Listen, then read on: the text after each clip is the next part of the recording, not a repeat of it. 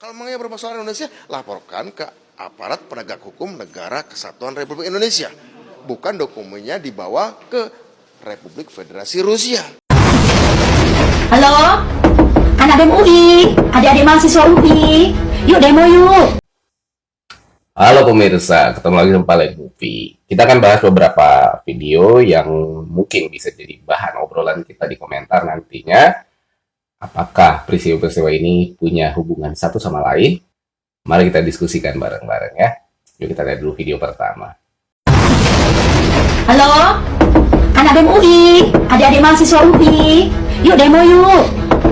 Ini ada nih, kasus 21 triliun nih, divonisnya cuma 6,5 tahun, 1 miliar denda doang, ayo demo yuk. Tapi kali ini nggak ada duitnya.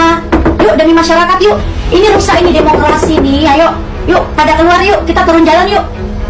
Jangan ngumpet, ayo yuk demo, turun jalan yuk. Pada kemana sih? Heran gue. Giliran demokrasi benar-benar hancur, nggak mau turun, gimana sih? Pada kemana sih tuh anak? Oke, ini video lumayan ya. Hebat nih konten kreatornya, nyindirnya bagus banget. Betul. Nah, kalau lihat komentarnya lebih lucu lagi, ada yang bilang, wah gak ada uangnya kak. Ada yang bilang lagi, si nenek duitnya udah habis kali katanya, jadi nggak turun, jadi nggak ada modal. Jadi kan kayak kebaca ya, selama ini mungkin yang demo-demo itu termasuk juga anak UI, mungkin yang BEM-nya itu yang suka demo mungkin ya. Anak UGM juga mungkin iya, atau anak ITB juga iya, mungkin ya ini. Mereka tuh demo ada kemungkinan juga mungkin dibayar, mungkin kita nggak tahu. Ini masa Harvey Muiz nggak ada yang demo. Belum lagi kalau kita bahas keterkaitan keluarga-keluarga Megawati yang ternyata si Alvin itu terkait dengan mafia judi online. Ya kemana selama ini anak mahasiswa yang kemarin demo gawat darurat, gitu ya, darurat demokrasi, ya kan kemarin mana suaranya? Yang ini kok nggak ada nih Harvey Muiz, 300 triliun loh, gitu loh. Nah ini kenapa kok sedang adem-adem aja nih? Ada apa nih? Gitu. Apakah memang nggak ada yang danain makanya nggak demo? Ya, kita nggak tahu. Kalau memang benar demikian, aduh kasihan juga ya. Ternyata mahasiswa kita yang demo selama ini bisa jadi memang dibayar. Kita nggak tahu benar apa enggaknya ya. Ya itulah, ini sindiran yang bagus sekali dari warganet lagi untuk para mahasiswa. Kita lihat video yang lainnya. Kemarin kan Mas Hasto bilang Oke. soal video itu buruk-buruknya soal pejabat negara yang diduga korupsi sebagai ex-kader PDI. Loh, ini bukan soal sebagai ex-kader PDI atau apa, sebagai warga negara ya. Kalau menurut saya, kalau memang ada masalah hukum nggak apa-apa, dilaporkan saja ya. Kalau memang ada masalah hukum, saya kira kalau itu memang benar, silakan. Kalau diindikasikan ada pelanggaran hukum, dilaporkan saja pada lembaga penegak hukum di Negara Kesatuan Republik Indonesia. Bukan dilaporkan di lembaga di Republik Federasi Rusia. Yang bermasalah kan orang Indonesia, bukan orang Rusia. Ya kan? Yang bermasalah kan namanya Bambang, namanya Ahmad, namanya Agus, namanya Sri, namanya Ningsih yang bermasalah kan, bukannya namanya Sergei, Vladimir, Anatoly, ya, Alexander. Kalau mengenai permasalahan Indonesia, laporkan ke aparat penegak hukum Negara Kesatuan Republik Indonesia. Bukan dokumennya dibawa ke Republik Federasi Rusia. Apa hubungannya? Gak ada hubungannya. Kalau kita bicara hukum ya, karena kita bicara soal itu soal hukum. Jadi menurut saya nggak ada masalah, silakan laporkan saja. Kalau memang tidak ada kepercayaan ya tentu saja Pak Prabowo juga mengatakan jelas sekali soal korupsi. Ini berlaku untuk siapapun ya. Bagaimana kasus-kasus hukum tentu saja harus diselesaikan secara hukum. Dan ya, aparat hukum kita ya kepolisian, ya KPK, ya kejaksaan, kan begitu ya. Setuju sekali Mas Budiman Sujatmiko, ini politisi yang dari dulu aku sangat kagumi ya. Tetap konsisten dengan pemikirannya yang sangat-sangat idealis. Kalau kita perhatikan di sini, beliau bilang, ya khusus nih ya, data-data yang dibilang sama Hasto, kalau ada video tentang skandal lah segala macam yang dibawa sama Koni Bakri ke Rusia sana, aduh sudahlah, gitu ya. Kalau memang demikian, kenapa baru sekarang dikeluarinnya? Berarti Anda nyimpan barang bukti haram. Ya bisa dibilang Anda itu kan bisa dihukum juga dong kalau memang benar demikian, karena apa? Anda menyembunyikan kejahatan orang lain gitu loh. Kalau yang demikian, jadi double nanti kasusnya. Monggo lah silahkan, kalau memang ada seharusnya dibuka dari sekarang. Tapi ini dibawa ke Rusia, dibawa sama Koni Bakri lagi, mentang-mentang dia dosen di sana segala macam ya. Ya kita nggak tahu ini rahasia negara yang dibawa ke sana memang separah itu kah harus dibawa ke sana. Itu dia. Dan nggak mengerikan kalau sampai dibawa ke sana. Itu juga kan jadi masalah negara nanti, kan bahaya. Tapi kayaknya nggak mungkin sih ya dibawa sama ke sana.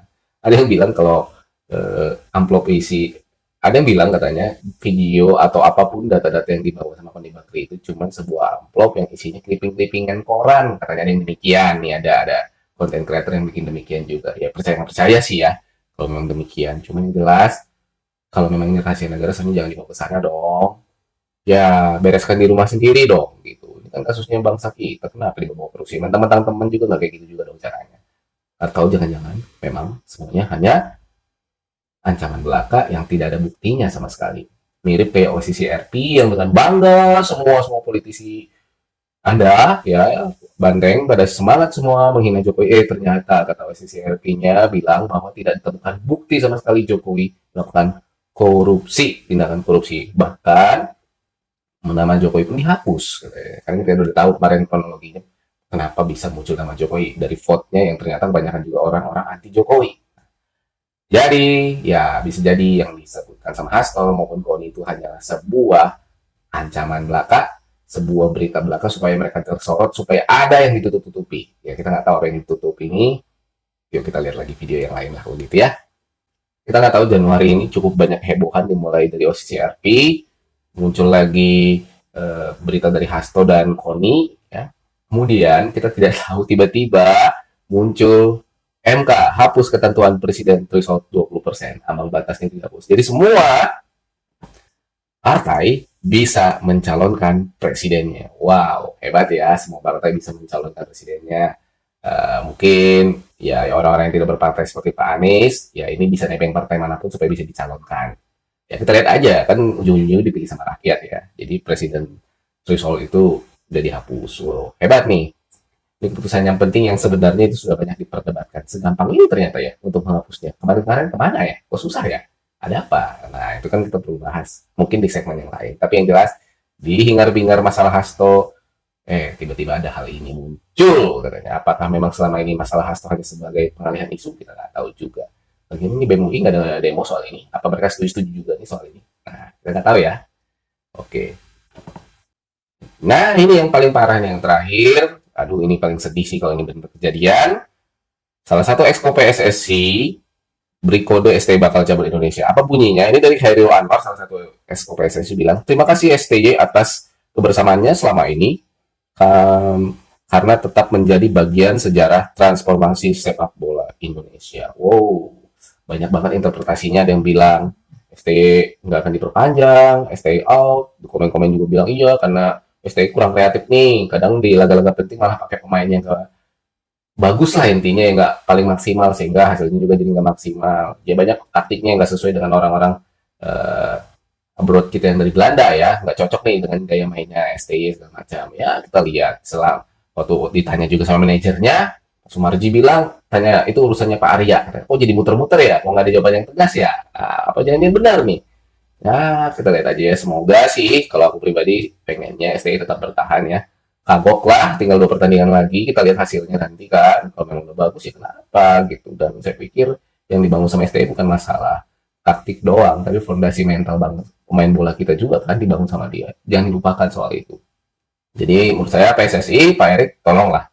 Untuk hal ini teh jangan jadi semacam hal yang perlu dipusing-pusingkan lagi. Terlepas memang hasil AFF, udahlah hasil AFF mau lihat dari awal juga kita akan ada targetkan apapun kan di sana. Jadi tolong jangan gara-gara AFF malah jadi seperti ini ya, STY out atau tidak, jangan sampai lah. Oke demikian liputan-liputan seminggu terakhir ini, semoga jadi bermanfaat buat Anda. Silahkan komentar dan kita akan diskusi masing-masing ya. Dan kita akan diskusi bareng-bareng. Terima kasih.